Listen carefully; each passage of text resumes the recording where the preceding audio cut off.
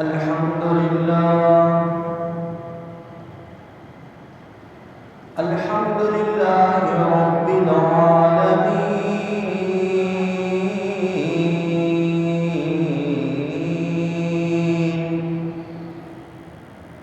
والعاقبة للمتقين والصلاة والسلام على سيد الأشرف الأنبياء والمرسلين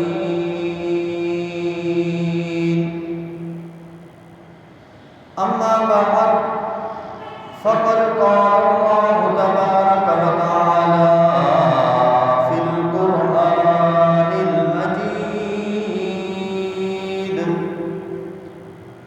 والفرقان الحميد وإن تظاهر عليه فإن الله هو مولاه وجبريل وصالح المؤمنين والملائكة بعد ذلك ظهير آمنت بالله صدق الله العظيم وصدق رسوله النبي الكريم الأمين ونحن على ذلك لمن الشاهدين والشاكرين والحمد لله رب العالمين بلغ العلا بكماله كشف الدجى بجماله حسنت جميع خصاله صلوا عليه وآله حمد و ثنا کے بعد نہایت واجب الاحترام سامعین حضرات، اللہ تبارک و تعالی کے فضل و کرم سے مجھ بندہ ناچیز نے سورۃ التحریم کی ایک آیت میں سے کچھ حصہ تلاوت کرنے کا شرف حاصل کیا ہے۔ دعا ہے رب العالمین سے کہ مجھے اس آیت کا صحیح معنوں میں مفہوم بیان کرنے اور آپ سب کو سننے، پھر ہم سب کو اخلاص نیت کے ساتھ عمل کرنے کی توفیق عطا فرمائے۔ سب تعریفیں رب العالمین کے لیے، اور رب العالمین کا ہر وقت شکر ادا کرنا چاہیے، کیونکہ اللہ تبارک و تعالی نے قرآن مجید فرقان حمید میں ارشاد فرمایا کہ جو میری نعمتوں کا میرا شکریہ ادا کرتا رہتا ہے میں اسے اور زیادہ عطا کرتا رہتا ہوں۔ لَئِن شَكَرْتُمْ لَأَزِيدَنَّكُمْ، تم میرے دیے ہوئے پر شکر ادا کرو میں تمہیں اور زیادہ عطا کروں گا۔ تو ہر بات میں رب کا شکر ادا کرنا چاہیے، کیونکہ انسان کی کوئی اوقات نہیں ہے،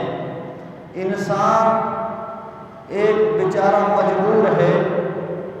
انسان کی پیدائش سے لے کر موت تک کے معاملات کو اگر دیکھا جائے تو کسی نے کیا خوب کہا ہے کہ انسان جب پیدا ہوتا ہے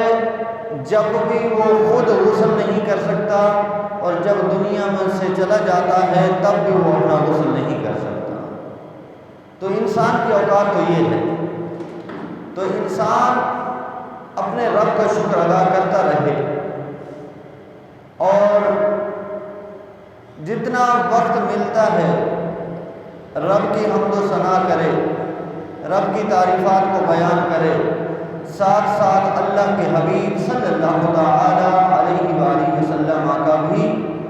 پرچار کرتا رہے، ان سے عشق کرتا رہے، ان سے محبت کرتا رہے۔ یہی دستور زندگی ہے، یہی انسان کے عمل کی کامیابی ہے۔ اگر انسان اس چیز کو اپنا لیتا ہے اور دنیا سے بے خبر ہو جاتا ہے، اللہ اور اس کے رسول کی محبت اگر اس کے دل میں بھرپور جاگ اٹھتی ہے، تو دوستو دنیا کے اندر بھی وہ کامیابی سے زندگی گزار گیا، اور آخرت میں رب کی ذات سے امید ہے کہ جس نے عشق رسول کے اندر زندگی گزاری ہوگی، اللہ اور اس کے رسول اس سے محبت فرمائیں گے۔ تو انشاءاللہ تعالی یہ اپنا مشن بنا لیں کہ ہم نے آقا صلی اللہ تعالی علیہ وآلہ وسلم سے محبت و عقیدت کی انتہا کرنی ہے، اور سارے معاملات دین کے مطابق ہم نے حل کرنے ہیں۔ اللہ تبارک و تعالی نے اپنے حبیب کو یہ شان عطا فرمائی ہے کہ اے حبیب، تو دنیا کے اندر جس سے بھی محبت کرے گا اور جو تجھ سے محبت کرے گا وہ میری محبت کا تابعدار ہے، میری محبت کا ماننے والا ہے۔ تیری محبت میری محبت ہے، تیری دشمنی میری دشمنی ہے۔ یا رسول اللہ صلی اللہ علیہ وسلم، آپ کی بارگاہ میں جو بھی شخص آتا ہے، آپ سے محبت کرتا ہے، آپ سے پیار کرتا ہے، آپ اسے کیا انعام دینا چاہیں گے؟ میرے کریم آقا علیہ السلام نے ارشاد فرمایا، میری محبت اگر کامل دل کے اندر ہے تو وہ اس دنیا میں بھی کامیاب ہو جائے گا، اور آخرت میں اسے سینے سے لگا کر کہوں گا رب کی بارگاہ میں، یہ میرا فلاں میرا امتی ہے جو دنیا میں مجھ سے محبت کرتا تھا۔ دین کے لیے ہمیں ہر وقت تیار رہنا چاہیے، دین کے لیے ہمیں ہر قربانی دینے کے لیے تیار رہنا چاہیے۔ آج معاملہ تو یہ ہے کہ مسجدیں خالی ہو چکی ہیں، نمازیوں کی تعداد کم ہو چکی ہے، نماز سے عشق کم ہو چکا ہے، قرآن کی تلاوت سے ہم دور ہو چکے ہیں۔ ہم جمعۃ المبارک کے دن بس مسجد میں آ جائیں تو پھر کہتے ہیں پورا ہفتہ کوئی بات نہیں ہے۔ نہیں دوستو، جو اللہ اور اس کے رسول سے محبت کرتا ہے وہ تمام آقا کی ساری سنتوں پر عمل کرتا ہے، احکام شریعت پر عمل کرتا ہے۔ دوستو، اس امر کی ضرورت ہے کہ ہم اللہ اور اس کے رسول سے سچی محبت کریں، اور جو احکام شریعہ ہم پر لاگو ہو چکے ہیں، جو ہم نے کلمہ پڑھ لیا ہے، کلمہ پڑھ کر ہم جو مسلمان ہوئے ہیں، اس کا حق ادا کرنا ہوگا۔ اس کو ہم نے صحیح معنوں میں اس کی روح تک پہنچنا ہوگا کہ آخر کلمہ پڑھنے کا مطلب ہم نے کیا رکھا تھا، کیا اصل تھی، کیا ہم اس اصل پر چل رہے ہیں، کیا ہم اس بات کو مانتے ہیں کہ ہم نے جب کلمہ پڑھا ہے جو قانون شریعت ہم پر لاگو ہوئی، کیا ہم اس کے تابعدار ہوئے، کیا ہم اس کی دفاع کے لیے اپنے آپ کو ڈھال رہے ہیں، کیا اس پر عمل کر رہے ہیں، کیا احکام شریعہ کے جو ہم پر حکم لاگو ہوئے ہیں کیا اس کی ہم پاسداری کر رہے ہیں۔ اس امر کی اشد ضرورت ہے۔ اللہ تبارک و تعالی ہمیں پوری زندگی شریعت مطہرہ کے مطابق گزارنے کی توفیق عطا فرمائے۔ دوستو، رسول اللہ صلی اللہ تعالی علیہ وآلہ وسلم پر درود پاک پڑھا کریں۔ یہ ایسا عمل ہے، یہ گناہوں کو ایسے مٹا دیتا ہے۔ سیدنا صدیق اکبر رضی اللہ تعالی عنہ نے ارشاد فرمایا، آپ فرماتے ہیں جو کثرت سے درود پاک پڑھتا ہے، اتنا ٹھنڈا پانی آگ کو جلدی نہیں بجھاتا جتنا درود پاک پڑھنے والے کے لیے انعام یہ دیا جاتا ہے، اس کے گناہوں کو ٹھنڈے پانی سے بھی زیادہ جلدی اس کے گناہوں کو مٹا دیا جاتا ہے۔ تو دوستو، یہ کتنا بڑا انعام ہے حضور علیہ السلام کی امت پر پڑھنا درود ہے۔ اگر ہم اس درود پر عمل کرنے لگ جائیں، ہمارے گناہ مٹنے شروع ہو جائیں، ہم بخشش کی طرف چلے جائیں، تو اللہ تبارک و تعالی اپنے حبیب کے صدقے ہمیں خوب درود پاک پڑھنے کی توفیق عطا فرمائے۔ میں نے جو آیت مبارکہ تلاوت کی ہے، وَإِن تَظَاهَرَا عَلَيْهِ فَإِنَّ اللَّهَ هُوَ مَوْلَاهُ وَجِبْرِيلُ وَصَالِحُ الْمُؤْمِنِينَ وَالْمَلَائِكَةُ بَعْدَ ذَلِكَ ظَهِيرٌ۔ اللہ تبارک و تعالی اس آیت مبارکہ کے اندر ارشاد فرماتا ہے، وَإِن تَظَاهَرَا عَلَيْهِ فَإِنَّ اللَّهَ هُوَ مَوْلَاهُ، اگر وہ لوگ جو گناہ کر بیٹھے ہیں، جو گناہوں میں مبتلا رہتے ہیں، اور وہ رب کے پیارے بندوں کی طرف اگر مائل ہو جائیں، اپنے آپ کو زد و کوب کر لیں کہ ہم نے ان کی بارگاہ میں جا کر اپنی بخشش کروانی ہے، تو پھر اللہ تبارک و تعالیٰ نے ارشاد فرمایا فَإِنَّ اللَّهَ هُوَ مَوْلَاهُ، میں ان کا رب ہوں، بے شک میں ان کا رب ہوں اور میں ان کی مدد کرنے والا ہوں، وَجِبْرِيلُ، اور جبریل بھی ان کی مدد کرنے والے ہیں، فَإِنَّ اللَّهَ هُوَ مَوْلَاهُ وَجِبْرِيلُ وَصَالِحُ الْمُؤْمِنِينَ، اور جو اللہ کے نیک اور برگزیدہ بندے ہیں وہ بھی مدد پر مامور ہیں، جو ان سے رابطہ رکھے، ان سے تعلق جوڑے، جو ان کے دامن کو تھام لے اور اللہ تعالیٰ کی بارگاہ میں حضور علیہ السلام کا وسیلہ دیں، تو اللہ تبارک و تعالیٰ ان کی دعاؤں کو بھی قبول فرماتا ہے، وہ بھی اللہ کے حکم سے عطا کرتے ہیں، وَالْمَلَائِكَةُ بَعْدَ ذَلِكَ ظَهِيرٌ، اور اللہ تبارک و تعالیٰ نے کئی فرشتے جو ہیں وہ اس بات پر مامور کر دیے ہیں کہ جو شخص ملائکہ کے لیے اپنی بارگاہ میں، ملائکہ کی بارگاہ میں لوگ دعا کریں اے اللہ فلاں فرشتے کے سبب میرے گناہوں کو معاف فرما، تو اللہ تعالیٰ فرشتوں کی مدد بھی اس بندے کے حال پر شامل حال کر دیتا ہے۔ تو ہم نے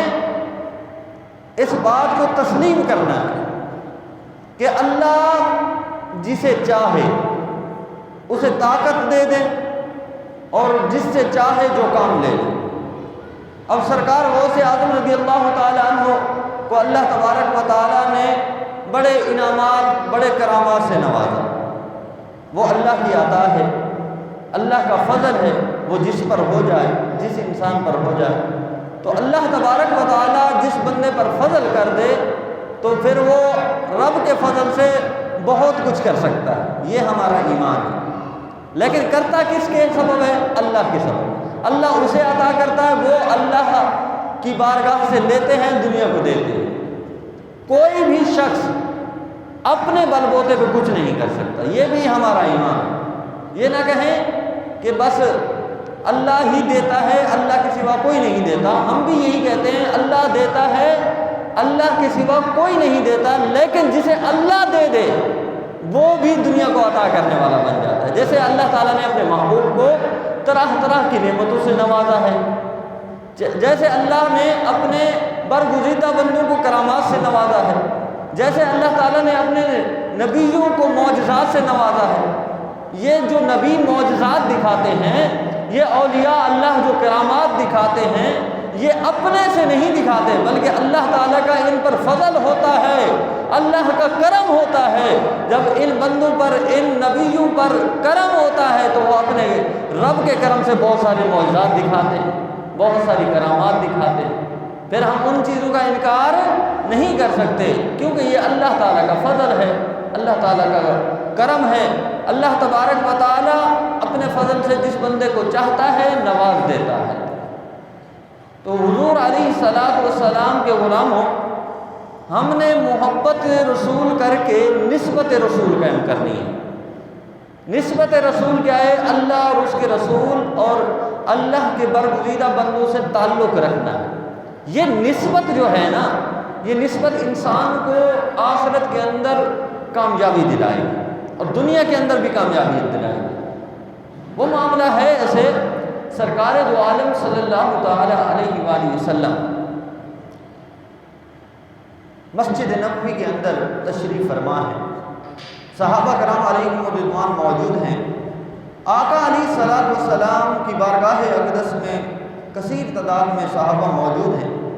میرے کریم آقا علیہ السلام نے ارشاد فرمایا، اے میرے صحابہ، جس کی مجھ سے نسبت ہو گئی، جس کا مجھ سے تعلق ہو گیا، اور جس کے جسم کے اندر میرا خون چلا جائے، اور جس جسم کو مجھ سے نسبت ہو جائے، جو نسبت رسول میں ساتھ ساتھ رہا، اللہ تبارک و تعالی اس کے جسم کو جہنم کی آگ سے بری فرما دے گا۔ یعنی جس کی نسبت رسول اللہ صلی اللہ تعالی علیہ وآلہ وسلم سے جڑ گئی،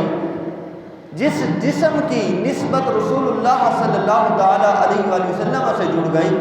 جس نسبت سے آقا کریم علیہ الصلوۃ والسلام کا پیار چھلکنے لگ گیا، دنیا والوں کا تعلق آقا کریم علیہ الصلوۃ والسلام کی ذات اقدس سے ہو گیا، تو اللہ کے حبیب صلی اللہ تعالی علیہ وآلہ وسلم نے ارشاد فرمایا جس کی نسبت مجھ سے ہوگی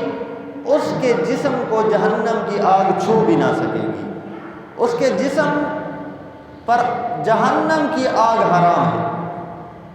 اب یہ بات جب صحابہ نے سنی تو پھر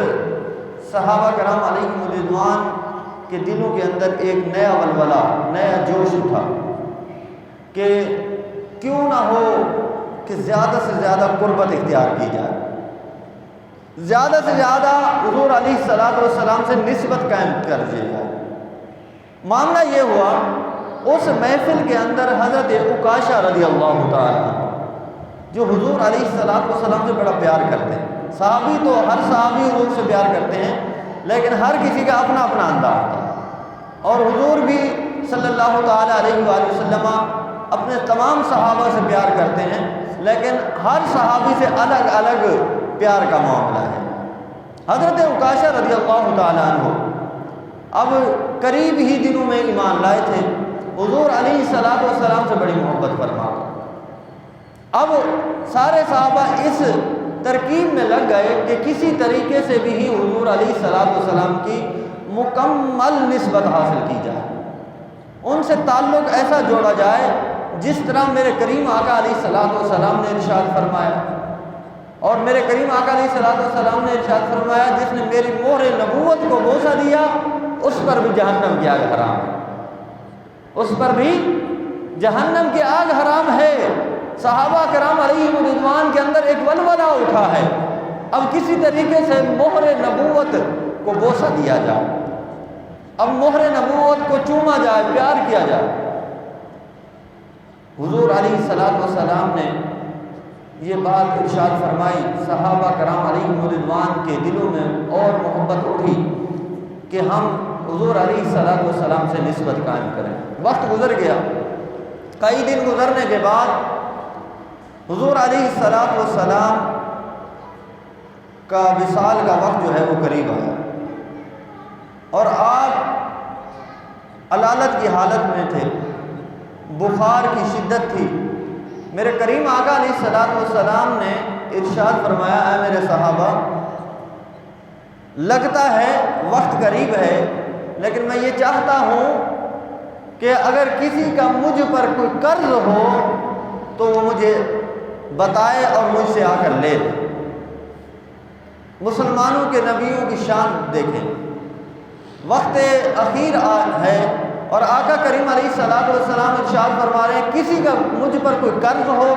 یا کسی کا کچھ مجھ پر حق ہو تو وہ مجھ سے قرض بھی لے سکتا ہے اور حق بھی لے سکتا ہے۔ جب یہ اعلان فرمایا تو کثیر تعداد میں صحابہ کرام علیہ رضوان موجود تھے۔ میرے کریم آقا علیہ الصلوۃ والسلام کے سارے غلام آپ پر جان دینے والے، آپ پر جان قربان کرنے والے، لیکن دیکھیں محبت کا انداز۔ حضرت عکاشہ رضی اللہ تعالیٰ عنہ جو حضور علیہ الصلوۃ والسلام سے بڑا پیار فرماتے ہیں،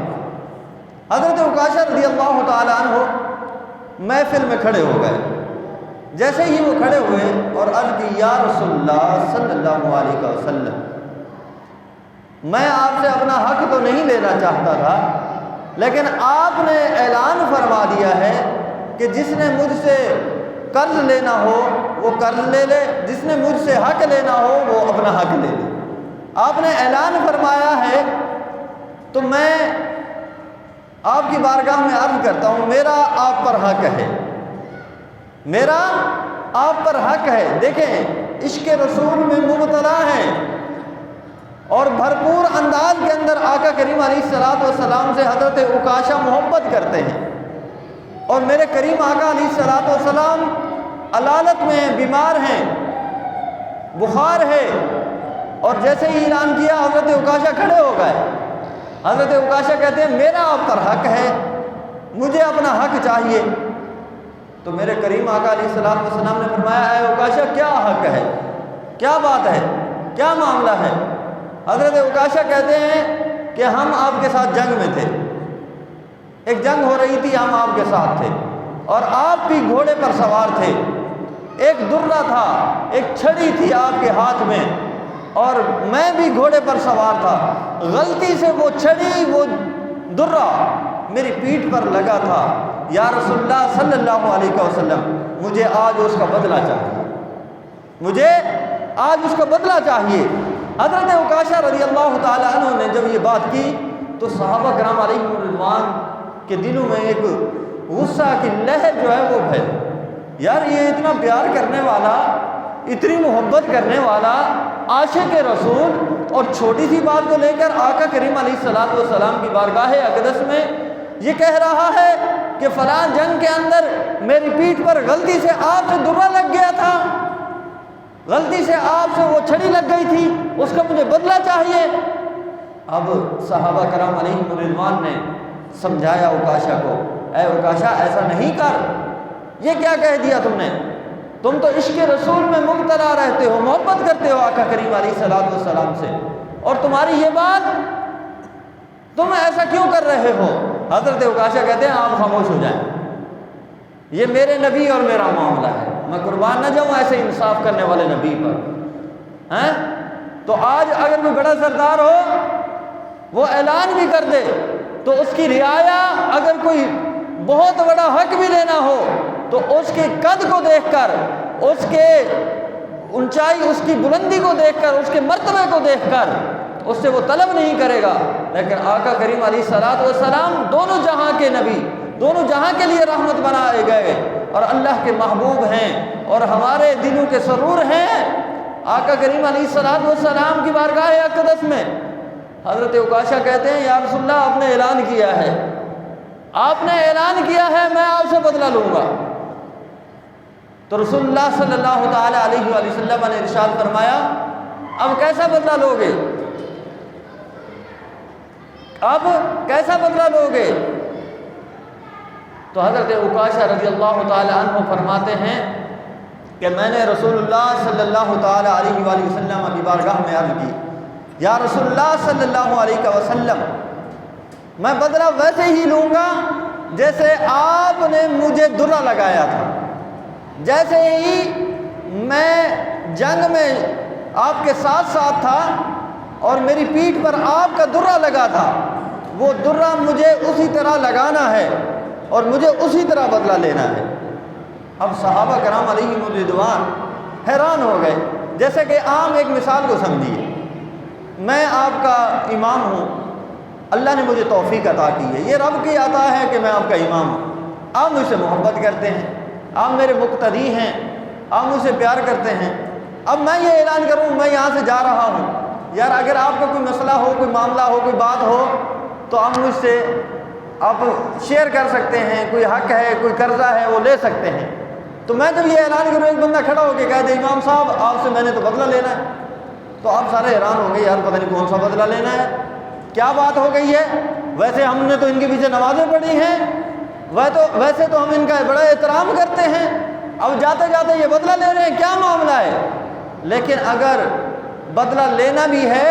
تو ضرور لیجئے، اس میں کوئی مذائقہ نہیں ہے، شریعت کے اندر آپ بدلہ لے سکتے ہیں، لیکن جب محبت رسول کی بات آئے،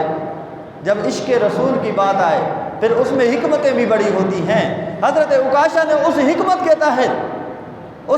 کے تحت عرض کی یا رسول اللہ صلی اللہ علیہ وسلم میں آپ سے بدلہ لینا چاہتا ہوں، میں آپ سے بدلہ بھی ویسے لوں گا جس طرح مجھ پر ظلم کیا گیا، مجھ پر مار دی گئی، اور جس طرح میرے ساتھ زیادتی ہوئی ہے میں اسی طرح بدلہ لوں گا۔ اب رسول کریم صلی اللہ تعالی علیہ وآلہ وسلم نے حضرت عکاشہ کو دیکھا، اے عکاشہ اچھا کیسے بدلہ لینا چاہتے ہو؟ حضرت عکاشہ کہتے ہیں کہ میں جب گھوڑے پر سوار تھا میری پیٹھ ننگی تھی، میری پیٹھ پر قمیض نہیں تھی، کرتا نہیں تھا، اور آپ نے مجھے درہ لگایا تھا، اور وہ درہ آپ کے پاس موجود ہے، آپ کے گھر میں موجود ہے، وہی درہ چاہیے اور میں اپنا بدلہ لینا چاہتا ہوں۔ اب صحابہ کرام علیہم رضوان پریشان ہو گئے، کہنے لگے عکاشہ کو پتہ نہیں کیا ہو گیا ہے، عکاشہ تو بڑی آقا کریم علیہ الصلوۃ والسلام سے محبت کرتا تھا، اس محبت کے عالم میں یہ کیا کر رہا ہے؟ اب کسی بھی صحابی کے ذہن میں کوئی بات ہی نہیں آ رہی۔ اب میرے کریم آقا علیہ الصلوۃ والسلام نے فرمایا میں نے اعلان کیا ہے اور عکاشہ حق پر ہے، عکاشہ کو میں اس کا حق دوں گا۔ حضرت علی المرتضیٰ شیر خدا رضی اللہ تعالی عنہ کو حکم دیا گیا، جاؤ میرے گھر سے وہ درہ لے کے آؤ۔ حضرت فاطمہ الزہرا رضی اللہ تعالی عنہ کے پاس وہ درہ رکھا ہوا ہے، وہ درہ لینے گئے اور پھر حضرت فاطمہ پوچھتی ہیں کہ درے کی کیا ضرورت پڑ گئی ہے؟ آج تو کوئی جنگ کا دن نہیں ہے، آج کوئی لڑائی جھگڑے کا دن نہیں ہے، یہ درہ کس لیے لے کر جایا جا رہا ہے؟ اب جب سارا معاملہ بتایا گیا، حضرت عکاشہ نے ایسا دعویٰ کر دیا ہے کہ میں رسول اللہ صلی اللہ تعالی علیہ وآلہ وسلم کی بارگاہ سے بدلہ لوں گا۔ حضرت فاطمہ الزہرا رضی اللہ تعالی عنہ کی آنکھوں سے آنسو آ گئے، ہے حضور علیہ الصلوۃ والسلام کو صحابی اور یہ بدلہ لینا چاہتا ہے۔ اسی طرح سارے صحابہ غمگین ہیں، سارے صحابہ پریشان ہیں، صحابہ کرام علیہم رضوان کی آنکھوں سے بھی آنسو بہہ رہے ہیں اور پریشانی کا عالم ہے۔ حضرت علی رضی اللہ تعالی عنہ وہ درہ لے کر آ گئے حضور علیہ الصلوۃ والسلام کی بارگاہ اقدس میں، وہ درہ پیش کر دیا۔ اب میں نے پہلے حدیث سنائی ہے وہ دوہرا دیتا ہوں، ذرا توجہ سے سنیے گا۔ میرے کریم آقا علیہ الصلوۃ والسلام نے ارشاد فرمایا جس کی مجھ سے نسبت ہوگی، سب مل کر بولیں جس کی مجھ سے، سب مل کر بولیں، یہ بڑی اہم بات ہے، سب مل کر بولیں جس کی مجھ سے نسبت ہوگی، جس جسم میں میں محمد کا خون چلا جائے یا جس جسم کو محمد عربی کے جسم سے نسبت ہو جائے اس جسم پر جہنم کی آگ حرام ہے، اس جسم پر جہنم کی آگ، سب مل کر بولیں اس جسم پر جہنم کی آگ حرام ہے جس کی نسبت حضور علیہ الصلوۃ والسلام سے ہو جائے۔ اب یہ بات کثیر صحابہ نے سنی ہے، حضرت عکاشہ نے بھی سنی ہے، اب حضرت عکاشہ کے دل کے اندر بڑی محبت بھی ہے، لیکن رسول اللہ صلی اللہ تعالی علیہ وآلہ وسلم کی بارگاہ اقدس میں حضرت عکاشہ کہتے ہیں یا رسول اللہ صلی اللہ علیہ وسلم میں آپ سے بدلہ لوں گا۔ آپ نے اعلان فرمایا ہے، آپ نے خود اعلان کیا ہے جس کا مجھ پر کوئی حق ہو، جس کا مجھ پر کوئی قرض ہو میں اس کا حق دینا چاہتا ہوں، اس کا قرض اسے واپس لوٹانا چاہتا ہوں۔ حضرت عکاشہ کہتے ہیں میرا آپ پر حق ہے،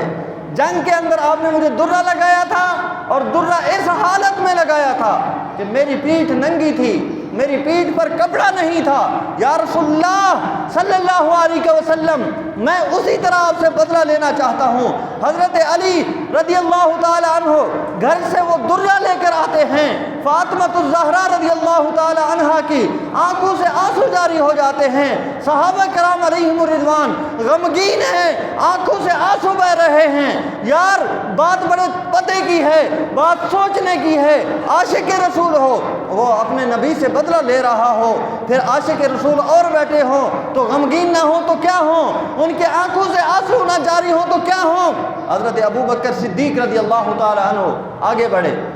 اے عکاشہ یہ کیا کر رہا ہے، ایسا نہیں کرو، ویسے بھی حضور علیہ الصلوۃ والسلام کی حالت صحیح نہیں ہے، ان کی طبیعت خراب ہے، ان کی بخار ہے، آپ یہ کام غلط کر رہے ہو، اگر تم نے بدلہ لینا بھی ہے ان کی جگہ ہم سے بدلہ لے لو، ان کی جگہ، سب مل کر بولیں ان کی جگہ ہم سے بدلہ لے لو، ہم آپ کو بدلہ دینے کے لیے تیار ہیں۔ اگر میرے کریم آقا علیہ الصلوۃ والسلام نے غلطی سے آپ کو ایک درہ لگایا ہے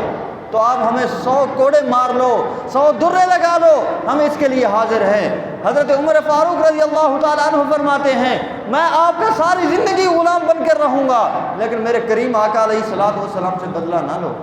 ان کی حالت ایسی نہیں ہے۔ اب سارے صحابہ طرح طرح کی باتیں کر رہے ہیں، طرح طرح کے واسطے پیش کر رہے ہیں، لیکن حضرت عکاشہ رضی اللہ تعالیٰ عنہ کہتے ہیں آپ سب خاموش ہو جاؤ، میں نے رسول اللہ صلی اللہ تعالیٰ علیہ وآلہ وسلم سے بدلہ لینا ہے۔ کیوں بدلہ لینا ہے؟ یہ میں آپ کو بعد میں بتاؤں گا، لیکن ابھی میں اپنی بات پر قائم ہوں، میں آقا کریم علیہ السلام سے بدلہ لے کر رہوں گا۔ میرے کریم آقا علیہ السلام نے وہ درہ منگوایا اور فرمایا اے عکاشہ آگے آ جاؤ۔ حضرت عکاشہ محفل سے اٹھ کر نبی کریم رؤوف الرحیم صلی اللہ تعالی علیہ وآلہ وسلم کی بارگاہ اقدس میں حاضر ہو جاتے ہیں۔ میرے کریم آقا علیہ السلام نے وہ درہ حضرت عکاشہ کو دیا اور حضرت عکاشہ سے مخاطب ہو کر ارشاد فرمایا اے عکاشہ یہ درہ ہے، تم جس طرح چاہو بدلہ لے لو، تم جس طرح چاہو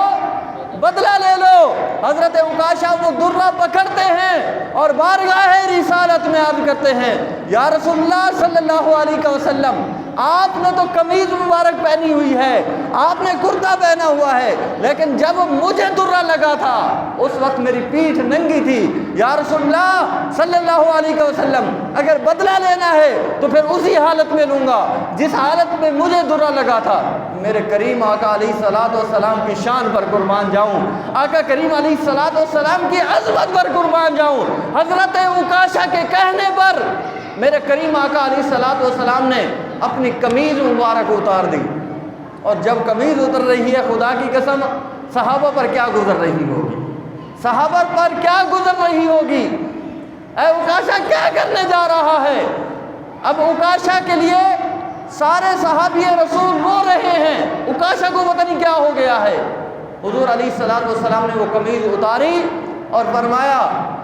آؤ اب بدلہ لے لو۔ میں قربان نہ جاؤں ایسے نبی پر جو انصاف کرتا ہے، انصاف کے تقاضوں کو پورا کر رہا ہے۔ تو یہ بات ہمیں درس دے رہی ہے کہ انسان جتنا بھی کمزور ہو لیکن اللہ کی بارگاہ میں ہم نے جا کر حساب دینا ہے۔ بہتر یہ ہے کہ دنیا کے اندر اپنا حساب چکتا کر دیں۔ اگر آپ نے کسی پر ظلم کیا ہے اس سے معافی مانگ لیں، بچت ہو جائے گی۔ خدا کی قسم وہاں کی پکڑ بہت شدید ہے، وہاں کا عذاب بڑا شدید ہے۔ تو میں بات دور نہیں لے کر جانا چاہتا، موضوع کی طرف آتا ہوں۔ حضرت عکاشہ نے وہ درہ پکڑا، میرے کریم آقا علیہ السلام نے وہ قمیض اتار دی اور فرمایا عکاشہ تم بدلہ جس طرح چاہے لے لو۔